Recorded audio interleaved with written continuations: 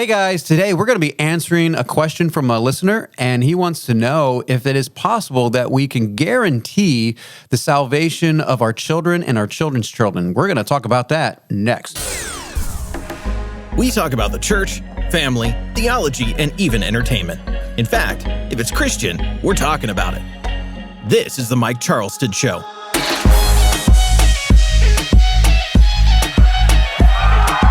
This is the Mike Charleston Show. Thank you for listening. I am Mike Charleston, and today I'm joined with everybody. We have Sarah here on the right. Hello, everybody. And to my left, we have Chuck and Larry. Hey guys. All right. So today we're going to do something just a little bit. Hey, today's Groundhog Day. That's right. That's right. So I don't know that. All I know is it's Joshua's birthday. Hey, it's Joshua's birthday. Right. So Joshua finally turns 18, and so that's good. Joshua, you want to get on camera and say anything? Okay, he doesn't. All right. Well, so today we're going to do something a little bit different. Not really too different. We're going to answer a question, and this question we thought deserved a little bit more time than like 5 minutes. And so I'm going to read the question. Actually, I'm going to read the email, and he didn't put his name on there, so I'm not going to mention his name, Rob. But okay. That's fair. So he said, this is a good show topic. I'm working on a mind map, and I have a section I'm working on. Now, are you very familiar with a mind map? No, I'm not. Okay, isn't it one of those things that you get all the little bubbles and you're trying to connect all those things? Yes, it's a mind map. Yeah, okay. Right. And then you try to organize it all. And so he's working on a mind map, and I have a section I'm working on. The section is called A Christ-Centered Generational Blueprint. The question is, how do you create a Christ-centered generational blueprint? Being sure future, what, you don't like how I said that? Blueprint. Okay. Being sure future generations will always be true followers of Christ, and that the foundation you create today will always be followed by future generations. I have seen tons of people in my life that were incredible people that lived their whole lives in service of the Lord and raised children and grandchildren that later became atheists. How can we build a foundation for our future generations so that they will not get lost in the world or lose their faith in Christ? And so at the very first, when you're just looking at this, my first inclination was, it's impossible. Yeah. It's just impossible. You can't. Not to guarantee. Right, not to guarantee. But as he was going on, I was like, you know what? This is actually a good topic because this is the reason why we got into homeschooling, mainly. Yeah. When we were early on going to different homeschool conventions and all that, this is kind of what they were promoting was think generationally. Think of your children's children, and it's a good thing to do. Yeah, it is. It's a good thing to think about. And unfortunately, there was like, hey, if you have 10 kids and your kids have 10 kids and those kids have 10 kids, then in a few years we can win back the country. And I'm like, I don't care about winning back the country. Yeah. I want them to follow the Lord first. Because like he said, I've seen families that have had 10 kids and they all are not in the church. They are atheists. They're God haters. And what if those 10 kids have 10 kids? So we already have that. But so having a blueprint or having a desire to have your kids walk in faith and having your grandkids walk in faith, that's honorable. That's kind of the goal, right? Yeah, that is that's what we want. So part of homeschooling and why we entered into that realm was just that. Now we did it because we wanted to obey God. But we wanted to instill our culture to our kids, and we want to pass on what we are. And there's not a guarantee. I think that's the problem with the question there was, is there a way we can guarantee or be sure? And I don't think there is a way to be sure for sure. Does that make sense? To be sure for sure? You can make a blueprint, and we already have one. Right. That doesn't mean it's going to be followed. So we just have to make sure. Like building, I don't know if you probably read blueprints or We looked at blueprints. Right. So I made them. Yes. But when you look at them, okay, you say, okay, well, this is what it should be. Can we take that picture and put it into reality? And sometimes it works. Sometimes you got to make adjustments as you go along. Right. Like when you're building a house, sometimes the slab may not may not have been as wide as you thought it was, or you mismeasured. Or maybe you put the door in front of the toilet and didn't realize that it's the toilet, and you're like, this isn't going to work. So you have a blueprint, and that's your guide. But sometimes life changes, and you have to readjust the blueprint. Absolutely, and that's that's what we're going to be talking about on this show. Is let us come up with a plan. Here is a game plan for that. Now, it's not going to guarantee anything, right? And it's not going to make sure that your children are going to walk in faith. There's no way that we can guarantee that. But if you make it very good and you actually do some of these things, I think you're going to present this. Now, this isn't really part of our notes, but I know Sarah wanted to get into this a little bit, so we might as well get into it now. Might as well. Go ahead. She was talking about how, we like to talk about how people who are in the world and are alcoholics and are angry people, and how the apple doesn't fall too far from the tree. That's right. You've heard that expression? Right. Yep. And it's always in the negative way. But in the positive way, we never say that. Well, we say the apple doesn't fall too far from the tree sometimes. But it's never like, oh, well, righteousness can be, guaranteed learned or passed on from one generation to the next. And I said, well, actually, it kind of can. It's not like righteousness can, but if we were just talking before, if you're raised in a house with angry parents and alcoholism and just they're angry and cursing and yelling and screaming, you're probably going to end up raising your family like that because it's learned behavior. Right. Unless Christ comes into your life, and maybe you abhor that and you're going to try whatever you can to not do that. But if you are raised in a home that is godly and loving and kind and joyful, there's a good chance that you're going to catch that too, because that's attractive for one. But we're getting way ahead. It's not necessarily a full blueprint. It's not a set of rules that you're following or of true guides that you're looking for, but it goes to the general idea and the purpose of creating the culture in your home. You create the culture so that you're actually going to, you can pretty positive to expect some positive results based on the culture that you create and the environment that you're put in. Yeah, and speaking of that, just a shameless plug, you can go to the YouTube channel, and we've covered a lot of these different issues, creating your culture, and the four videos on Seasons of Life. And a couple other ones. Maybe we'll put that in its own. There's a good book out there too, especially for young ladies to create that. Oh yeah. Running in flip flops. That's right. Something like that. And Sarah's book. We could maybe put that in a small section on the YouTube channel so it's easier to find. But those things I think would help. Once we understand who we are, our place in this world, creating a godly culture, like Chuck was just saying, in our home. And this is one where we have some notes, but I know this subject so well. So if it seems like I'm going all over, it's because I'm going all over. Well, I think there's two issues here in his questions. One is, how do you create that environment? And two is kind of more on the prevention of your kids falling away. Right. It sounds the same, but I think there's two different aspects to that. Well, that's kind of what I was just going to get to, was most of the time we focus on the negative aspect instead of the positive aspect. And what I mean by that, between fear and faith, is that why did we homeschool? We homeschooled because we believe that's what God wanted us to do. Yeah. And that was my directive. And so I'm like, I'm going to do this, whether I fail or not, if I'm good at it or not.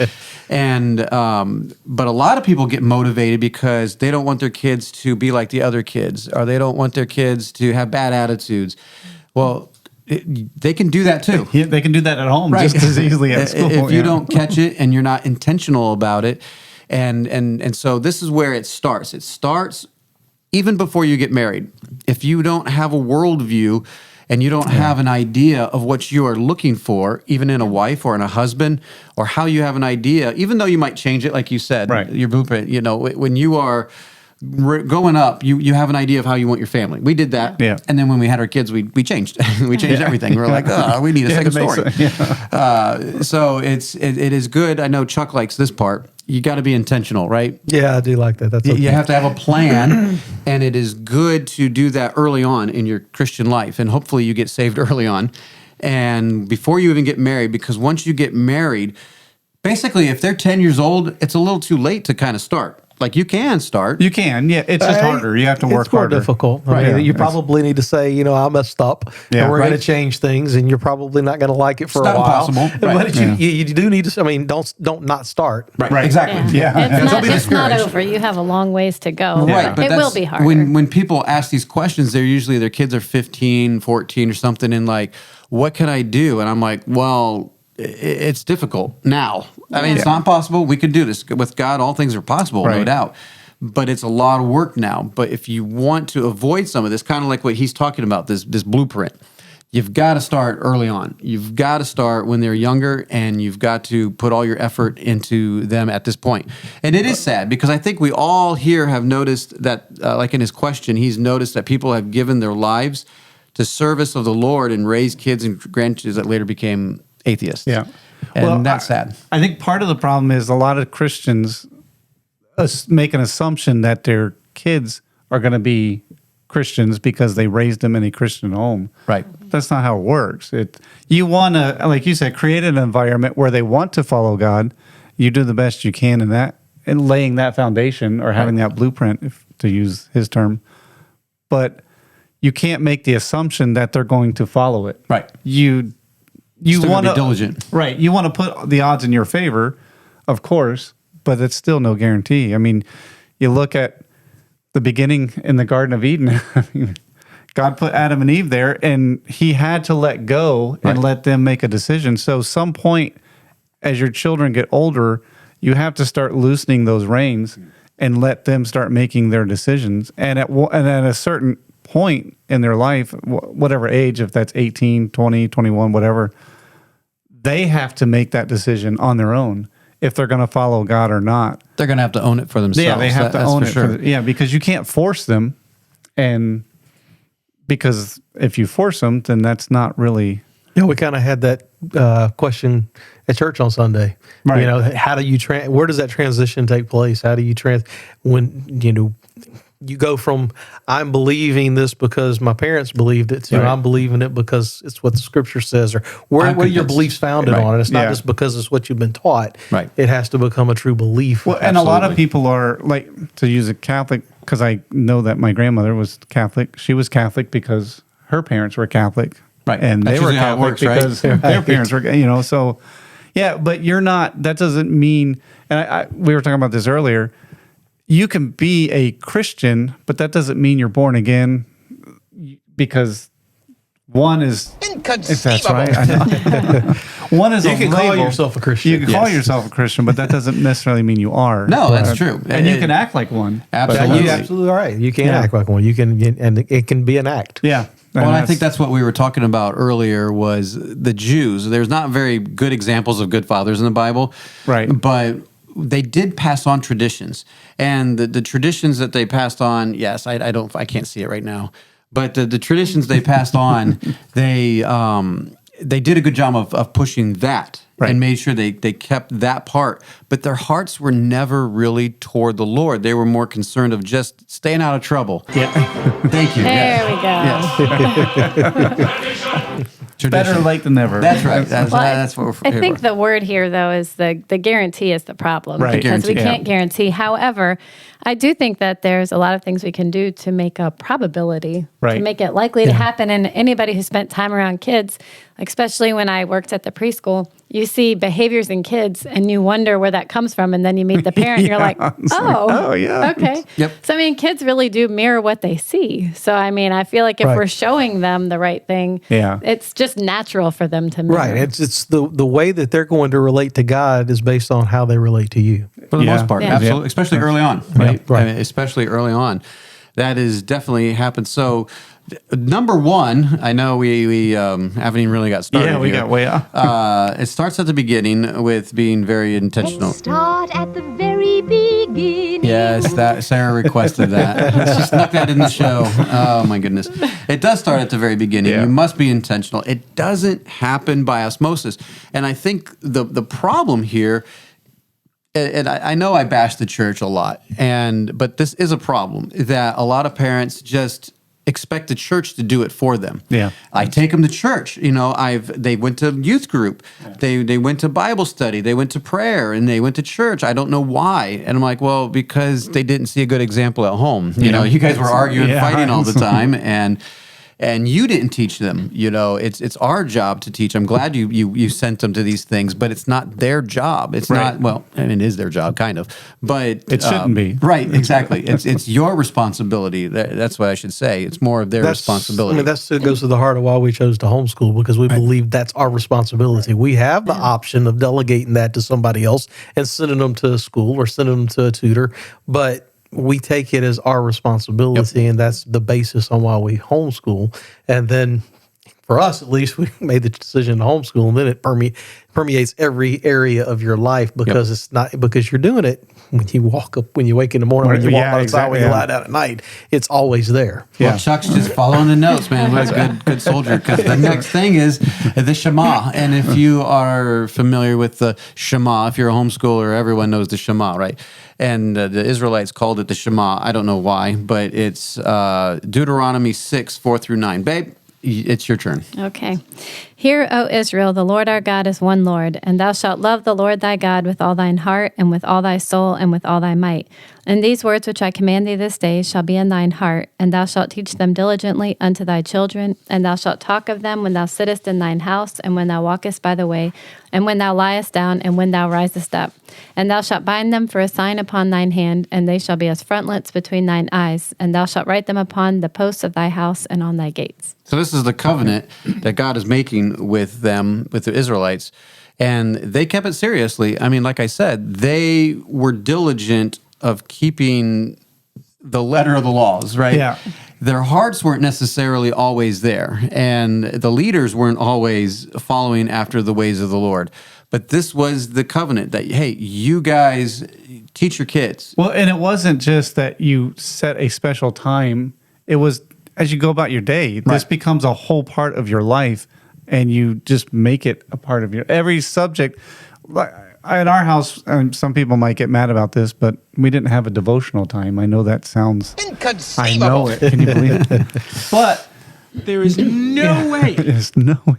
We would talk about stuff, whether news or sports, or current events, things like that, and it all went back to the Bible in some way or another. Right. And so those things, but it was just a natural. It wasn't something that was contrived. Well, it helps. It helps to actually, if you're able to do that, if you're actually able to have a conversation and it goes back to the Bible, it actually builds this Christian worldview that everything that's going on around you and going on in life is filtered through the Scripture. And how does it compare? I mean, that's a good way to actually build that into something. Right. It wasn't. We had our religious time. It was just part of life. Right. Not that there's anything wrong with having devotions. I didn't mean that's it that who you way. are. I know. Then that's all fine. But yeah, that is the Shema. The Israelites would know that. They love the Lord your God with all your heart, mind, and soul. Teach these things to your children and your children's children. And this was the deal. This was how you do it. And they did do that. They taught the head knowledge of that. And I think the Catholic Church has done very good at that throughout the years. They're still here. And a lot of other religions do that. Yeah. But there's a lot of the heart issue that they want to know what they can get away with. And if that's your attitude in your home, well, guess what? The kids are going to pick up on that. Yeah, exactly. If there's rebellion in your heart towards your husband, the kids are going to catch up on that. If there's rebellion in your heart towards God, the kids are going to catch that. And so if there's rebellion in your heart against anything, the government, the kids are going to catch that, and they're going to push back a little bit, and they're going to learn. And so that's kind of the negative side of that thing. Well, and when you say it starts at the beginning, that's obviously, from birth. That's little toddlers that are walking, just learning to walk and just through all of life. But it doesn't end like once they can read or once they're a certain age, like it then continues. Right. Like you can't ever stop. This teaching, when you go, when you rise, when you come, all these things, it's forever. I mean, it just keeps going until they move out. And even then they still call and, talk and whatever. So, I mean, we have to continue that intentionality throughout their lives. Well, and it has to be something that's real with you. Right. If it's just a religious practice that you do, then they're gonna see that. They should. They're Yes. going to. Yeah. And the thing, like we said, so I like sports growing up, right? And one particular sport that I liked is hockey. And what makes hockey very unique is that you have to learn how to skate. Yeah. In order to play it. That's kind of important. It unless is. you're the You goalie. can't just go out and run around and play football or basketball. You have to learn how to actually skate. And there's been some stories where some hockey players even learned how to skate before they learned how to walk. Now, whether that's true or not, who knows? But they start at a very early age. And if I get into it at, say, 15, I am way behind the ball. It's not impossible. Like we were saying, it's not impossible, but if you start out on the right foot and you kind of understand these things. So by him even asking this question, I think he's on the right. He's coming up with an idea. He wants to have a plan, and he wants to come up with an idea of what to do. And I think that's good. That is good to ask the question.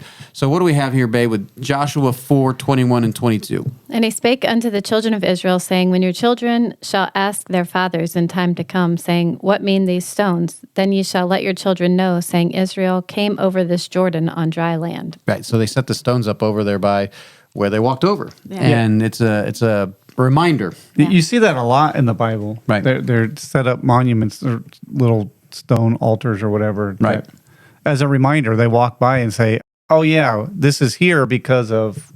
We tend to forget. Yeah. So history does matter. Yeah, it does. Well, history tends to repeat itself, and It does. and as we read last and those week, that don't know history. yeah, we read. I tend to forget, was repeat it 1 Corinthians or was it Timothy? I don't remember what it was, but which one? These things are written for examples. Yeah. you know, and we should learn from their mistakes. Corinthians. So yeah, was it?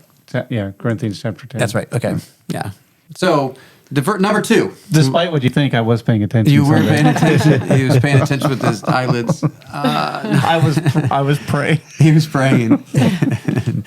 Stay awake. Number 2 is there isn't a guarantee, but we do have some control. Yeah. You know, as parents, we do have some control. I know this is not very popular these days where they're controlling parents. But, you know, kids aren't viable. They don't know how to exist for many, many years. They're not going to survive on their own. No, it takes them almost 18 years before we can finally go, okay, you got it. Oh, I think you can make it now. Right.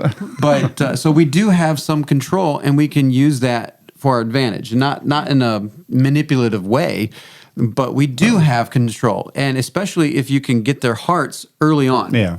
And where, you know, we have adult children in our house, and I can ask them, I can tell them even what I want done, and they'll do it without arguing. And I know this is going to shock some of the listeners out there, and this may not be true for you guys, so I'm not trying to tell on you guys, but we have never had any of our children have a rebellious time in their life. You know, the kids have never had a rebellious moment where they're arguing back at us, they're questioning our authority, and we're not brutes. You know, we're not like lording it over them at all. And so this is very possible. When I tell people we have 7 kids and they're all really close, and they're like, oh my goodness, the teenage years.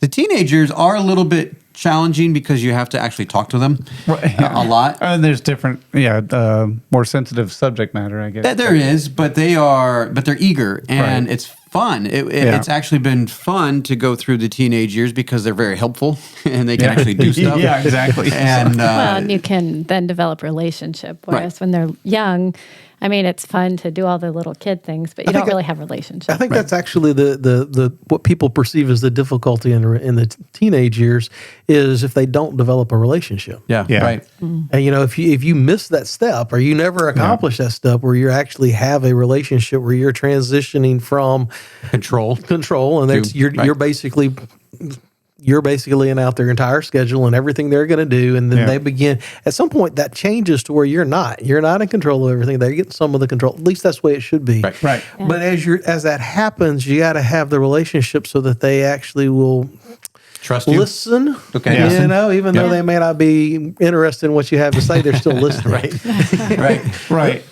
No, that's very important. The having their heart, because they even in their disagreements, if they can trust you, and I think that is a big thing that a lot of parents that struggle during this time frame, I don't know if the kids can trust their parents for their good, because like I tell some of the young adults that I talk to, and I'm like, look, parents are new to this. Right. This transition period, parents, it's not like a homeschool thing. I know people out in the world. I was at a house recently where it was like a 30-year-old son living in the house, and his mom and him were screaming at each other because she wanted him to do something. She was nagging him to do something, and I'm like, you know, he wasn't homeschooled. I know that. And they still are arguing, and parents just have a hard time letting go of that control sometimes, and you do have to trust them in some ways. But anyway, that wasn't the real point of you have some control. You said you should be what you want your kids to become, right? Yeah, that's kind of difficult at times, but... What do you mean by that? So just be what you want. So be all you can be, and for your kids. Well, I mean, hopefully you can... Don't be a hypocrite, basically. If you want your kids to be prayer warriors, be a prayer warrior. Right. We want our kids to be spiritual. We want them to care more about the things of God than the things of the world, but sometimes that's not our story. Right. Well, and also be willing to say you're sorry if you make a mistake or you do. Well, that's part of it, because if you want them to say sorry, you got to be willing to say. Let them see that you're willing to own up if you make a mistake. Say, hey, I made a mistake. I blew it. I lost my temper or whatever. Something like that. They got to see that, okay, you're not perfect, but you're willing to take responsibility if you want them to take responsibility. Right. But If you want them to be responsible for their actions, you better take care of yours. You got to be responsible. Well, for just yours. like like you were saying, one of the examples was you want your kids to be a witness. Well, if they never see you be a witness, what are they going to do? And like I said, you don't even have to necessarily have to see it always, but if you're not even talking about it, if you're not even, I was talking to a buddy of mine about the things of God, and they're like, oh, wow, my dad talks about the things of God with his coworkers. Oh, wow, my dad was talking about God to this guy at the restaurant or something like that, and so they're actually seeing it. So you should be what you want your kids to become. Hopefully you can say, follow me as I follow Christ. Like that should be our goal. Yep, absolutely. We talked about that last week too. The home environment will have great effects on your children. Now, I think this is a given. I think this is... so what kind of tastes are you developing in them? The stress, the rush, the mess, the hurry, the worry, the calm, the quiet, the clean, the fun, all that is going to have an impact on your kids. But now this is where me and my wife might disagree a little bit. And I don't know am I jumping ahead? Am I jumping ahead? I don't know. This isn't even okay. Larry. Go ahead. Yeah, Okay, we're going to jump You're allowed ahead. to. Maybe we should show. take a break before we jump ahead. I think the wife has the most important responsibility Oh, I agree. Absolutely. in the house. Yeah. The wife sets the tone for the house. Right. If mom ain't happy, ain't nobody happy. But if mom's happy and joyful and has a great outlook Here on comes things, Sarah. well, so is everyone else. Yes. I mean, Dad, you've got some other responsibilities, but we can set the tone, but it's usually in a negative way. We're saying something the wrong way, but I do believe that the wife actually sets the tone for the house. Huge. I think it's huge. Now, I know Sarah's going to read something here in just a second, but we're ignoring the chick chair right now. That's right. No, but when you think about it in a practical sense, who's home with the kids? Well, that's my point. The majority is that of the time. I understand what she's going to read here in just a second. Our job is extremely important. Yes. We're the leaders in the home. But we're not always around them as much, especially if you're homeschooling. Right. If you're a homeschool family, the wife is usually around them a good bit. Unless you have some kind of business where you can work at home or you work as a family, that's a little different. But It is, in a but- traditional setting, the dad is gone. Go ahead. Okay, Read your quotes It's here. not that I disagree with you. I Okay. think that wives You just want do to promote set how a mood, important our job but is. I feel like it's kind of lacking Go ahead. a little bit. So Go ahead. So this is a quote from be fair. fathers.com says, Oh, fathers.com. Yeah, Sweet. I mean, Didn't know there was a seriously. website. Maybe they're biased. Yes. it says in So the if it's on the recent internet, it must be true. says in the recent book Families and Faith: How Religion is Passed Down Across Generations, Vern Bankston presents some eye-opening discoveries about religious transmission. Oh, religious transmission. That's tight. Okay, Based go ahead. on his research involving more than 3,500 people Wow. whose lives covered more than a century, he found that the pivotal factor in whether children continue their parents' faith is a strong bond with their father. I could see that. Yeah. So, I mean, that's a lot of research right there. And I think that the father is more important than maybe you would like to think. You didn't read the other one, huh? You didn't want Well, that? I mean, it's more of the same. Oh, okay. So we don't need more of the same. This whole show is more of the same. What are you talking about?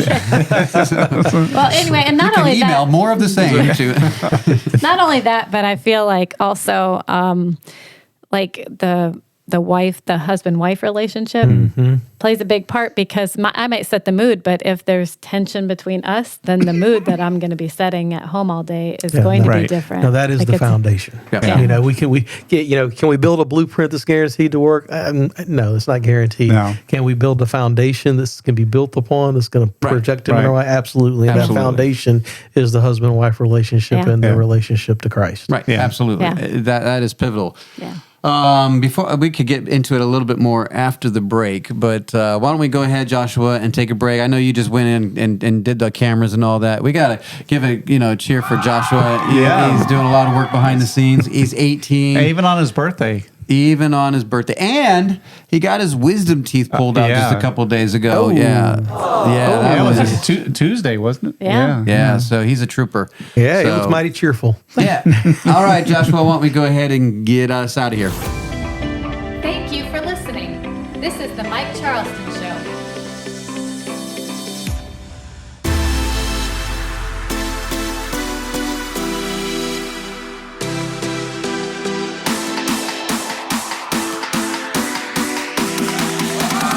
All right, we are back, and so we were just talking in between that we do have the live feed, but I don't know how much we're going to be doing that. You can see some of the behind the scenes in between breaks, Some of the bloopers. Yeah, the jokes that Larry was just telling, inappropriate, but no, it was we didn't do any of that. If you want to watch the live, just a pure promo for the live feed. If you want to see the best part of the show, watch Mike try to do the intro. Yes. See how many times it takes him to get the intro down. Hey, that's the only problem with the show is the intro. It is amazing. But anyway, the Abigail usually has a game, and we don't have a game. She is just busy.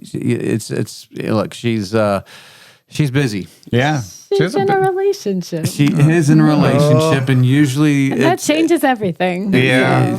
She's distracted. It's a long distance Yeah. relationship, so she's on the phone a good bit, and it's all going well. So it's that season of life. Yeah. All my kids are getting married off. It's kind of weird. It is kind of, Pam and I were talking about this. It's like this year is just kind of, because we could feasibly have 3 kids married. This year? This year or maybe next year. And maybe I shouldn't say that. Never edit that out. Yeah, Just, never. scratch that part. We'll have 3 kids. I mean, Within the okay. next couple of years or I whatever. understand. But yeah. Good, Riley's a little young.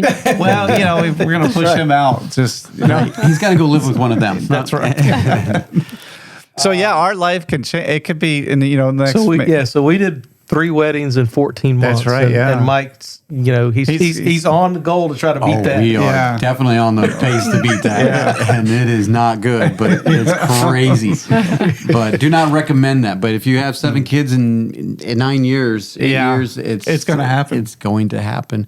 So anyway, instead of the game, we're going to catch up a little bit. And like we said earlier, Joshua had his wisdom teeth pulled, and it's his birthday, and he's been pretty busy helping out Cameron buy a car and getting his apartment and all this stuff. So, I mentioned Cameron because he was like, "Hey, you mentioned me on the show." I'm like, "There you go. I mentioned you." Oh yeah. Yeah. And So their wedding's coming up. it's coming Next up month. Very soon. Oh man, when you say next month, that makes it sound like It's close. It's very soon. yes. So a lot of our friends, their kids are getting married, and we're getting invited, and we can't go to all these things. It's unfortunate. But Especially when they're in Virginia. what's up with that? What in the world? I know. Like, what were you thinking? Hey, traditions, man. It's supposed to be where the girls at. I know. That's right. What I was saying. Like, we're here. It sounds like he has like 500 Well, people yeah, up there yeah. that want to come. So It sounds like a lot of people are flying in. I guess his mom's side of the family. She's one of 14 kids. Ooh, So they wow. have there's a lot of family between Virginia and Georgia. That's crazy. So A lot of kids. That's That like is a double lot of us. kids. Double. double. Yeah. So anyway, other than that, this has been like Hotel Charleston over here. We've been having one family after the other come and visit, and after we have a missionary family that's not our friends. We don't know who they are really. They're the Grimms. Grimms don't even know who they are. No, they just showed up. Yeah, no, actually, it's a family that Amanda stayed with when she was in Zambia, and so they're back in the States and traveling through. So yeah, nice couple. Yeah, it's been fun getting to know him. He actually helped me work today at the house. Yeah, I know. I saw that. Was that nice to have a competent person working? It was. Not that your kids aren't competent, my kids, but it's just, somebody with experience. Yes, I should say. that's what we're looking for. So we actually got a lot of the siding done on the front because I could actually, just cut it and he'd nail it up there and stuff. So it was actually. I know how to do that. Yeah. Went well. Went pretty fast. So we're going to be having more company, and this coming week. Just a lot of this company. weekend, you got more company coming. Right as the missionaries leave, we have more coming in, and so anyway, we just had a house full of people, and that's just typical. But whatever. The kids that stayed here a couple of days ago, they said your house is like a hotel. They said that? Because I said, I got to clean it up because we have other people coming to stay after you guys leave. Yes, we had kids in the house. We were watching someone's kids for a couple days, and those kids, let me tell you something. If they're watching, but it's amazing how little people can make so much noise walking. Like just walking. It's like they stomp up the stairs, they stomp across the room. I'm like, guys, easy. But it's just so funny. And they don't weigh anything. No, they don't. I'm like, that's what I asked one of them. I said, do you think I weigh more than you do? Because listen to me walk up here. It's like, what do you hear? Nothing. Right. So it's so funny. We didn't have kids with an upstairs when we were raising ours. Our kids weren't small. We still had we still have kids. That's true. Reverse that. Yeah. We still have, but you didn't have an upstairs when the kids were small. Yes. Well, when they run up and down. When our kids were young, we did live at a house that was raised. Yes, we did. And Abigail, we were talking about this, and she said that you always taught them that they have to walk quietly. Yes, because I don't like noise. We taught them to be quiet. We have a couple of kids that like to stomp. And, it's Riley. Like, I wasn't going to mention any names. He can walk hard. He's got a hard walk. And, I'm like, it is amazing. Riley's a big boy, though. He is. That's the weird. Because people think he's a lot older than what he is. Because he is almost as tall as I am. Uh-huh. Yeah. I'm 6'3". He's 13 years old, and he can pound those stairs. Oh, he does. So I'm like, dude, you got lead in your shoes or what? But Jonathan was the same way. Yes. And we had Jonathan. Oh yeah, he's skinny too. I know. We had a cement slab at the house, but you could always tell when he's home and walking around the house. I'm like, I don't understand that. What? What's in your shoes? Is anybody kind of like we were talking about the subject at hand? They'll only imitate. So are you or Pam walking hard? No, I don't know. That might be one of the kids just like to walk hard. I guess I'm like, you're gonna ruin your ankle and your knees, man. Walk lightly. Anyway, Chuck, you have anything going on this week? Yeah, well, I guess the one piece of news that we had this week, actually just yesterday or the day before, got a call from Benjamin. He has finally got a date. Oh, yeah. He doesn't know where he's going yet, but he's finally got a date. Oh, not that kind of date. No, he's got a fiance. She wouldn't like that. No, he's got a date for when he's actually going to be transferring to his new assignment with the Coast Guard. So April the 10th, he'll be moving somewhere away. That's a very good day. A very good day. That's our anniversary. So, yeah. But he doesn't know where. He doesn't know where yet. He knows it's one of 12 locations. Narrows it down. Probably not Nevada. Probably not Nevada. No. You'd be surprised. His number one, so he gets to choose, rank them, and his choice. And given the 12 locations, you'll appreciate the first one is Clearwater, Florida. Oh, I know where that's at. Clearwater, Florida. Get it out, yeah. Yeah, I know where that's at. It was just a few places on the East Coast. Everything else was West Coast, which he's like bottom of the barrel. He doesn't want to do that. Anything to get out of California, where he's at now. I bet. Hawaii, so is everybody Puerto else Rico. It's like, not Puerto Rico, but a couple in Alaska. So hopefully he's hoping for the southern East Coast, Florida or Alabama North Carolina, Florida and North Carolina. So Clearwater, Miami, Elizabeth City, North Carolina. Oh, I was thinking Elizabeth City, Florida. I'm like, I've never heard of that. Not that one. Yeah. So hopefully one of those. We'll see. Yeah. Hopefully we'll get Clearwater versus Miami. Yeah, That's he agrees with that as well. It was like it went Clearwater, Elizabeth City, Miami, just because it was in the South, Yeah. and then he went from there. Yeah, I watch him get Miami now. And yeah. well, that's cool. That's cool. that's neat. He's been waiting a long time just to get a date. Yes. Now he's got 1 in 12 chance. 1 in 12 chance, That's which I 8%. think he is probably a little better than that because of the time he's been in and the seniority he has because of the position he's been at. Probably will help him out. How long has he been in now? He's coming up close on 2 years, so Okay. not far I short of thought- 2 years. Seemed like now. it's been longer. Yeah, But I was thinking. I was thinking it was longer. No, it'll be 2 years, probably August. I Okay. think something Okay. around there. Okay. Wow. Good for him. Do you have Awesome. anything, babe? I think we pretty much Come covered on, I it. want to know what you think. What? I think you pretty much covered I it. covered it. Yeah, we found out that I don't like ketchup. Yeah, yeah. We found out. I think Yeah. I've known that. I found out he doesn't like Yes, ketchup. Chuck What? found out. Everyone in our house knows that I don't like ketchup. Yeah, I did get to go to Port Hudson since we had company. that's right. wanted I went to hike. hiking up Yeah, at that Port was fun. Hudson, and Port yeah. Hudson's pretty fun, I guess. to Is go that on hiking. the Louisiana side or? Yes, it You're is. thinking Tunica Hills. It's Right. Port Hudson. It's a Civil War battleground. Everyone knows my take on hiking. Where's that at? Don't understand. It's Jackson, Louisiana. Yeah, it's over by your house. Over on 61. Okay. Okay. Yeah. Over by the dump. Okay. Over by the dump. Kind of. You hike I mean, But north- there's like north of the 6 dump. miles of hiking trails, and we It's almost a did them Civil all. War site, Oh. and they do reenactments there and all that. So you gotta just keep heading west as you go through Clinton. Okay. Yeah, Okay. it's over by the prison too. Right. It is over by the prison. Yeah. Sounds like a nice area. It's very You'll pretty. stay out It's a of the nice prison hike. area. It's not- don't pick up anybody And there. go Yeah, that's right. I always like that. Have you ever noticed when you drive near like a Yes, prison don't area? pick up the hitchhikers. Yeah. Like, That's funny. that's hilarious. All right, Joshua. Does Joshua have anything to say? No, he got drugged up this week and got his teeth pulled. So anyway, all right. Well, get us out of here, and we'll continue with our subject. Thank you for listening to the Mike Charleston Show.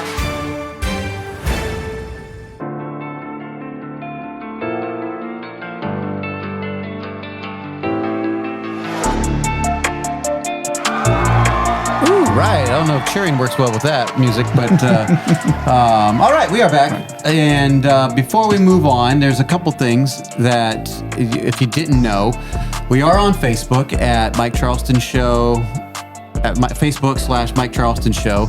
We are also on Instagram. Is that where we're on? Yeah. Instagram? Is it the live feed going now on Facebook? Yeah, the live feed is on Facebook right now. Or YouTube. But if they're listening to this, the only way they would hear this right now is if they were on the live Well, feed. that's a good point. That's a good point. What you the- say is quite profound. But the Instagram, I don't know like what we do there. We put a little shorts on there and stuff like that, but not me wearing little shorts. But it's just like, but it's I don't. Is it underscore Mike Charleston Show? Yeah, underscore Mike Charleston Show. Joshua Underscore does all is this. first? Underscore Mike Charleston Okay, Show. gotcha. Yeah. And then, all right, Joshua, before we move on, Chuck wants to say something to his Yeah. daughter. Yeah, so tomorrow, of course, when she hears this will be days after, but tomorrow's Laura's birthday. She'll be 14, so happy Wow. birthday, Laura. Yes, we get a little shout out to Laura. 14. 14. Yeah, Wow. that's crazy. Good times. Yes. She wants Reuben sandwiches. She wants Reuben sandwiches. Good for her. choice. Hey, you Good were choice. saying that, Sarah, you said you got donuts this morning for Joshua. So I did. Yeah. Laura's actually having a day here in a Oh, week that's or right. two where Yeah. she's going to have a bunch of other girls over and they're going to make donuts. Oh, yeah. Oh, Here? I like that. I know they'll be at No. my house. Oh, your house. Yeah. Donuts are always good made. Yes. They're doing it in the middle of the week though, so I Doesn't make won't be sense. there. Donuts That'll always probably be a made. good Probably thing. good. Yeah. Yeah, it's funny. As a kid, I would eat like 6 donuts at a time. Now it's like, I get one. And I'm like, okay, that's good. Wow. But I'd like to eat more than one, but it's like, We get it. Yeah. Yeah. you know. It just doesn't do well anymore. Not All right. So Wisdom speaking. where did we leave off, babe? What was the subject we were we're on arguing number 3. about, and we cut you off because you disagreed with us? Oh, because the it's roles of just- fathers. The Yeah, most important part, whether- because I wanted to go back there just a second before we moved Yeah. on, just to go back there, and I do think the woman's job in the home is vital. Like Absolutely. it creates the flavor of the house, if you will. And if she's joyful and happy, and is that the same thing? These are same. But you said we adjectives. just repeat, and that's what we're That's doing right. here. We say the But same thing. if her attitude is good and her love of the Lord is evident, that's going to help tremendously. The father kind of directs and has a vision for what he wants to see the Right. family, and he can destroy that real quickly. Yeah. But he can reinforce that when he comes home and build that relationship, like you say. But I think it's really vital that the lady understands how important her job is. That's really cool. There is another study. I don't remember who did it because it's been years ago. But statistically, if the father of the home gets saved, it's a whole lot. The rest of the family is more likely to follow suit well, that's than if the mother it's does. biblical, So, right? yeah. So you're on my side that the father's more important. It's important. I don't know about. I think they're equally important. You got They are. actually. Yeah, that's true because when you look at our society now.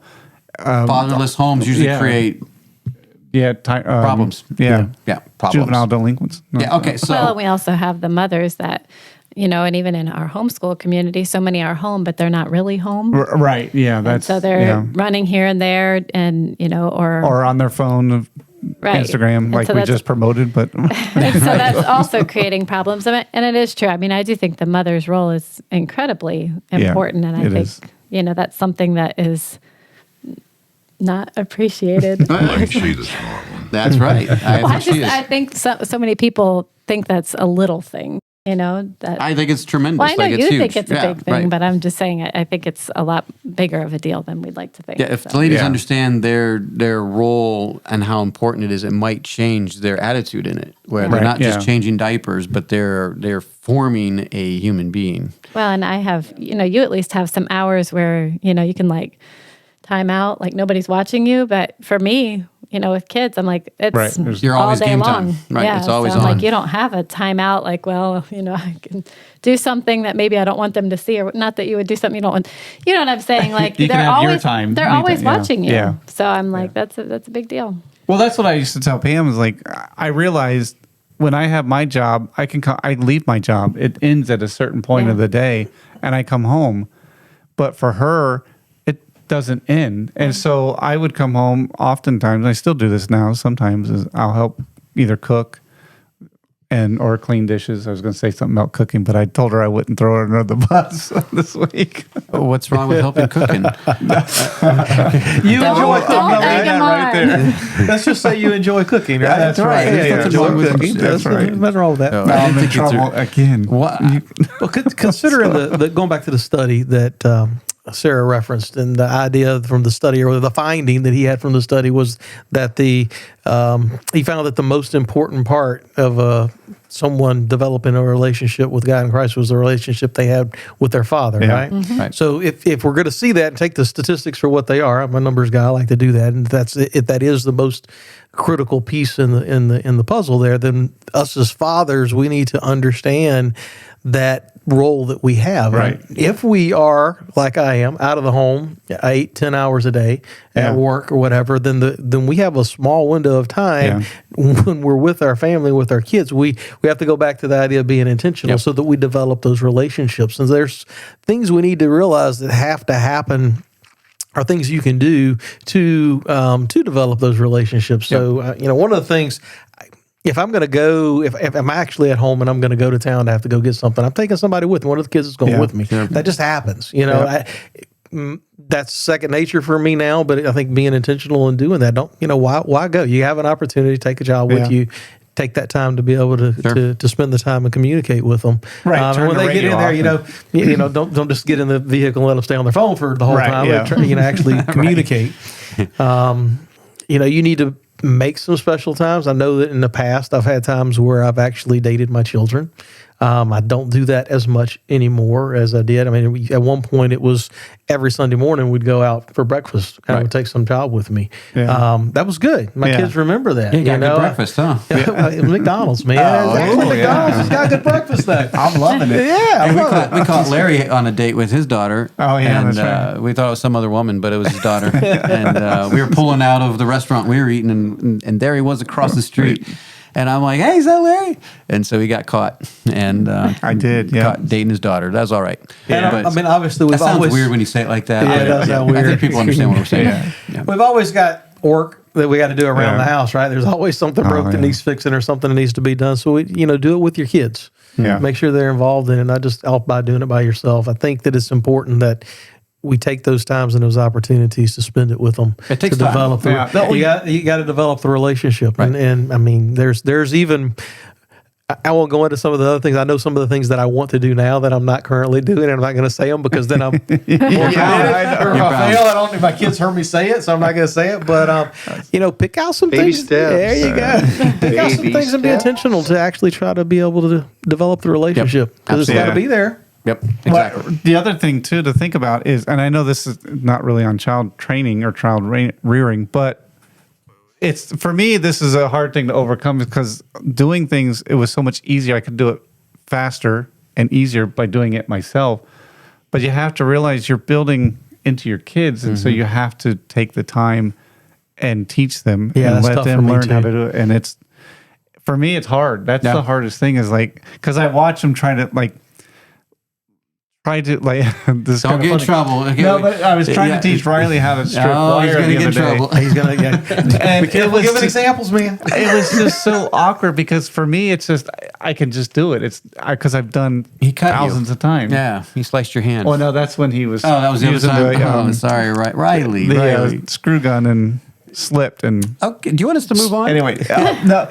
So I have a question. So Sarah, is it easier as a mother to be able to teach the child and take the time to teach them and train them?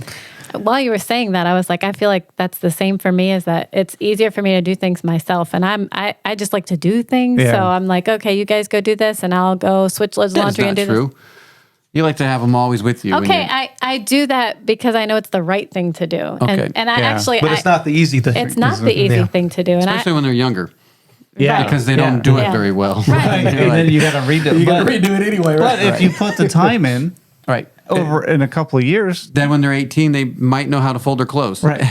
Well, and I actually talked to Lydia about this a while back that I feel like it's selfish for me to do anything alone because I could Wow. use that time to be, like if I'm going to go fold some laundry or something, I could use that time to have her come do it with me so we can invest in that relationship and talk and communicate. And so if she ever catches me doing something alone, she's like, "Why are you being selfish? I'm over there washing dishes all alone. That's so selfish of you."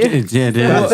I think that if you have 7 children or if you have 9 children, it's a requirement. I mean, Yeah. you can't get Yeah. past it. You can't run a household if you don't teach them so that they Right. can actually take over some That of is those true. Oh duties. yeah, you have Yeah. to. Yeah. Or else you're going to go crazy, right? Yeah. You might go Well, I crazy was anyway. thinking- yeah. Or you're already crazy for having that many Yes. kids. But either way. So what about let's move on to number 3 here. Where we got a few minutes left. So number 3 is not the job of professionals, and I think we kind of covered this a Yeah. little bit. But I don't care where you are, if you are a homeschooler or not a homeschooler. I think everyone can be guilty of this, and that is, God gave our children to us to teach, for us to train, to us to lead. It's not the church's job. It's not the daycare's job. It's not the government school's job. No. It's not our neighbor's job. It's not, it's our job to do this. And we live in such a professional society where we leave it up to professionals, even in church, where yeah, I was gonna say. the pastor's the professional. He does Yeah. this. The youth pastor, he knows my kid. No, he doesn't. You know No, your kid yeah. way more than any of those people will ever know your Right. kid. You should. You should, right. Now, they may, as they get older, they may understand your kid a little bit more because they're probably younger. But it doesn't make it right. You No, know, you yeah. should understand. You should get to know your kids, even your teens. Especially when it comes to issues like salvation and biblical things. Yeah. You need to be the one Yeah. teaching them, not not a professional. So yeah, we wanted to cover this because he wrote something in here in the original part where he says, where was it? I have seen tons of people So 2,000 people. Okay, I'm so literal. You're talking about weight or number of people? Tons of people in my life that were incredible people that lived their whole lives in service of the Lord and raised children and grandchildren that later became atheists. And I think this is a real big problem. We looked at other examples. We don't have like examples. We have them right here. But all the people that failed in the Bible with their children and people of renown, like Samuel and Eli. Right. And David. David You think of Samuel. I mean, what a great prophet. But it was because he failed as a father. His sons were the whole reason why the elders wanted a king. Yeah, and so that type of thing. So we have all these people that are in service to the Lord, whatever that means. I don't know exactly what he's referring to, but let's just assume it's any kind of ministry. Let's just any kind of ministry. Especially in the traditional pastoral roles, whatever. They tend to, missionaries, all those things, they tend to throw themselves in their ministry and neglect the other things or expect the church to do it for them because they're part of it. Yeah. They're like, well, the youth pastor, the Sunday school teacher will take care of this issue. I don't have time for it. If you don't have time for it, you don't have time for kids. Right. They really try to reach the world, but sacrifice their kids in the process. Right. So service of the Lord, I feel like this was a big one because I see that so often that a lot of people, I do see that also. Yeah, absolutely. A lot of people the kids are atheists. They reject the Lord, and it's because they were so busy serving. We went to a church when we lived in St. Pete that the pastor said that he put the church above his family. Yeah, but that's taught. That's generally taught in Bible college. I'm like, how can you say that? Yeah, exactly. I'm like, that kind of goes against the qualification of a bishop. Yes. Yeah, exactly. You can't do that. No, so Psalm 78, 5-7, what does that say, babe? For he established a testimony in Jacob and appointed a law in Israel, which he commanded our fathers that they should make them known to their children, that the generation to come might know them. So obviously the command is to teach your children. Is that continued or was that the end? Or is that your just note right there? Oh, wow. Yeah. It does continue. Sorry. Yeah. Even the children which should be born, who should arise and declare them to their children, that they might set their hope in God and not forget the works of God, but keep his commandments. Wow, I like that. Yeah. You're like, well, you put it on there. So what were you saying before you cut yourself off? Well, obviously, it's just showing that that's God's design is that the fathers teach their children, and it says that they would know him, that they would set their hope in God and not forget his work. So that's so your the example plan. will do more for your children's perseverance in the faith than your words. So more is caught than taught. Yeah. Right. And so there isn't a guarantee. No. And I don't think we could ever say a guarantee, but is there something that we can do that can definitely sweeten it up a little bit? I know there was a guy that once said, you can bring a horse to the trough, but you can't make him drink. And he said, well, if you give him enough salt, he will. That's right. And in the same way, if you give him enough love and joy and peace, that is attractive. Why Christ is attractive. That's why I got saved. Because of Christ and his goodness.